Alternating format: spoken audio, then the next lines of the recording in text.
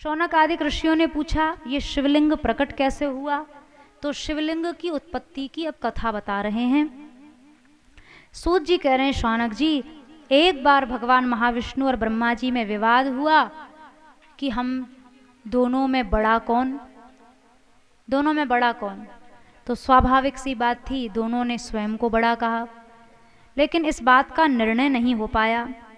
सब देवता देख रहे हैं पर किसी की हिम्मत नहीं जो किसी विशेष का पक्ष लेकर बोले। अब ये विवाद लगातार चलता रहा, ब्रह्मा जी बड़े कि नारायण बड़े, ब्रह्मा जी बड़े कि नारायण बड़े। विवाद के होते होते होते अचानक से ब्रह्मा जी और भगवान नारायण के मध्य से एक विशाल अग्निस्तंभ का प्रादुर्भाव हो गया, बहुत बड़े ज्योतिर्मय एक विशाल स्तंभ का। वो इतना विशाल था कि ना उसका ओर दिखाई दे रहा था ना उसका छोर दिखाई दे रहा था। ब्रह्मा जी और भगवान विष्णु एकाएक अचंभित रह गए, अरे ये कहाँ से आ गया, ये क्या प्रकट हो गया, कैसे प्रकट हो गया। तब तक आकाशवाणी हुई कि आप दोनों में विवाद चल रहा था कि श्रेष्ठ कौन है, इसका निर्णायक मैं हूं, मैं निर्णय करूंगा कौन श्रेष्ठ है। लेकिन इसके लिए आपको एक कसौटी दी जा रही है, आप दोनों में से जो भी इस ज्योतिर्मय स्तंभ का और छोर पता लगा के चला आएगा उसी को देवताओं में सर्वश्रेष्ठ घोषित कर दिया जाएगा। ब्रह्मा जी ने कहा अच्छा ठीक है भाई, हमारी आपकी बात मान ली। अब ब्रह्मा जी ने भगवान नारायण से कहा देखो हमारे पास जो वाहन है ना वो उड़ने वाला है, हंस है, तो हम तो इनकी ऊंचाई देखने के लिए जाएंगे। और आपने पहले वराह अवतार लिया है, आपने तो रसातल में से जाकर भूमि का उद्धार किया है, आप जो है इनकी गहराई का पता लगाओ और हम इनकी ऊंचाई का पता लगाएंगे। बात पक्की हो गई। अब ब्रह्मा जी महाराज ने तो हंस की सहायता से उड़ना आरंभ किया। उड़ते गए उड़ते गए उड़ते गए, अब कितना भी उड़ते गए लेकिन उनको कहीं भी उसका कोई छोर दिखाई नहीं दिया, कोई अंत ही नहीं दिखाई दे रहा है उस ज्योतिर्मय स्तंभ का। जितना ऊपर जा रहे हैं उतना ही ऊंचा दिखाई दे रहा है और जितना ऊपर जा रहे हैं उतना ही ऊंचा दिखाई दे रहा है।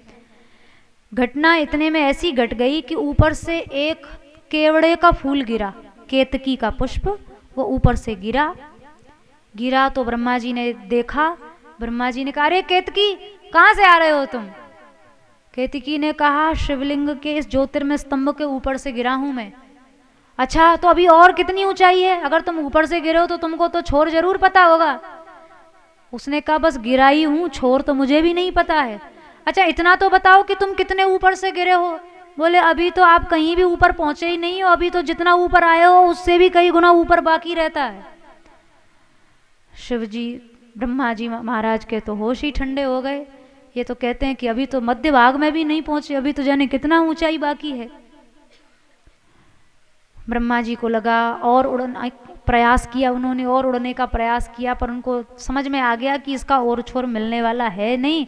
तो उन्होंने वो जो केतकी का पुष्प था ना उसको समझाया, देख केवड़े, केतकी को केवड़ा भी कहा जाता है, देख हम दोनों देवताओं में ना विवाद चला कि कौन बड़ा है।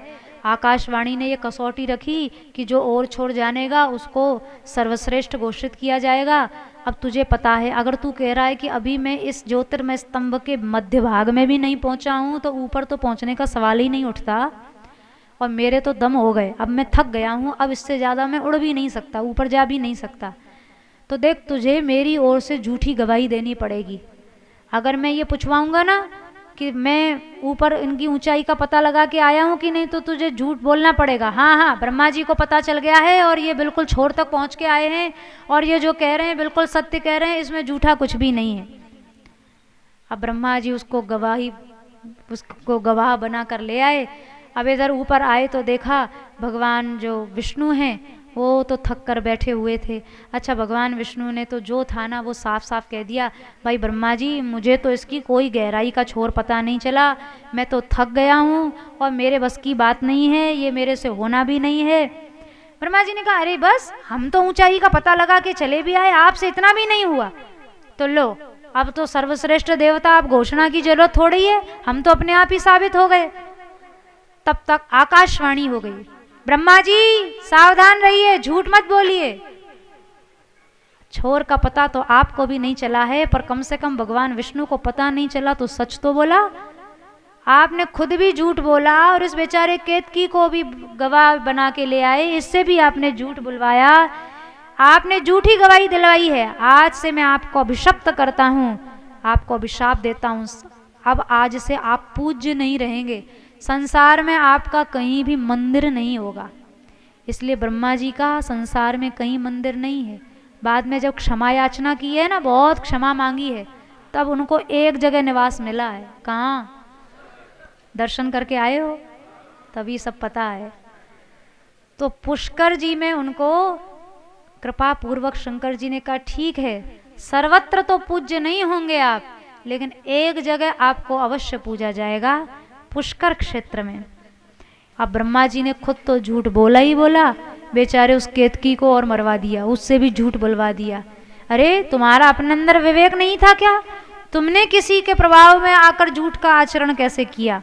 जाओ, मैं तुम्हें भी अभिशाप देता हूँ, आज से मेरी पूजा में तुम्हारा कोई उपयोग नहीं होगा।